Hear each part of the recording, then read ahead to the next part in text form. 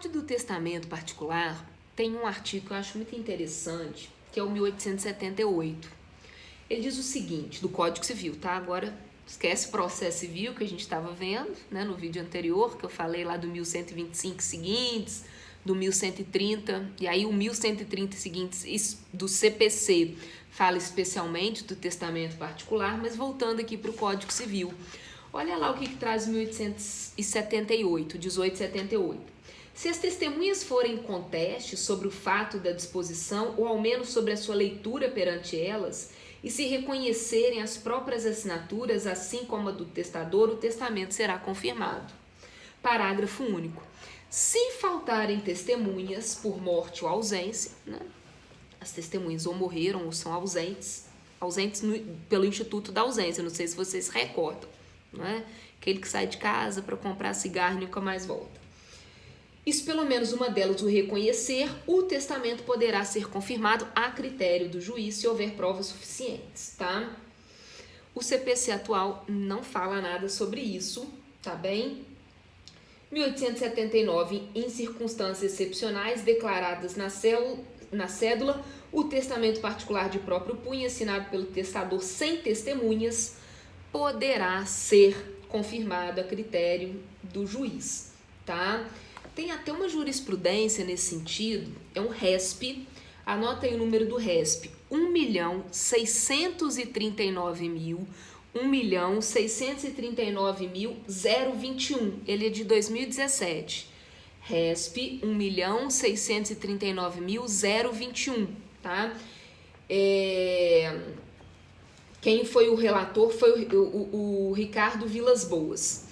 Olha só, o dispositivo, em relação a esse 1879, o dispositivo exige cuidados do magistrado não na aceitação do testamento, na não aceitação do testamento sem testemunhas, pelo seguinte, é por isso que o STJ não admitiu como válido, porque pode, numa leitura mais simplista, você fala assim, mas vou ler de novo 1879, em circunstâncias excepcionais declaradas na cédula, o testamento particular de próprio punho assinado pelo testador sem testemunhas poderá ser confirmado pelo juiz. Se o juiz quiser... Não é bem assim, porque olha só, inexistência de circunstância emergencial que nos termos do 1879 autoriza seja confirmado pelo juiz o testamento particular. No caso em apreço, o tribunal de origem, à luz da prova dos autos, concluiu que a verdadeira intenção do testador revela-se passível de questionamentos, não sendo possível, portanto, concluir de modo seguro que o testamento exprime a real vontade do testador. Então, é com bastante cautela que nós temos que ler esse 1879. E o último, 1880, fala sobre que o testamento particular pode ser escrito em língua estrangeira, contanto que as testemunhas a compreendam, tá? A testemunha tem que falar aquela língua, tem que entender aquilo dali. Beleza? Tudo certo? Então, aqui... Deixa eu voltar para o nosso roteiro de aula. Aqui são os testamentos, né, comuns, ordinários. E aí nós também temos os testamentos especiais, que estão previstos lá no 1886, 1886, não? Ou extraordinários.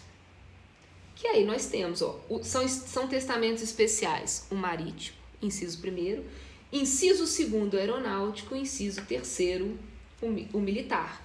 E o 1887 diz, não se admitem outros testamentos especiais além desses do Código. Então, tem algum outro? Não, os especiais só são esses 3, marítimo, aeronáutico e militar.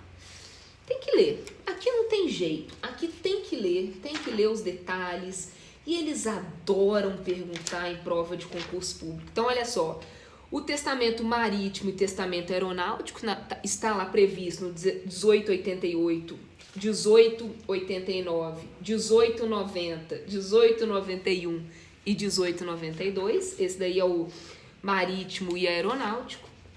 E no 1893 começa ali o testamento militar.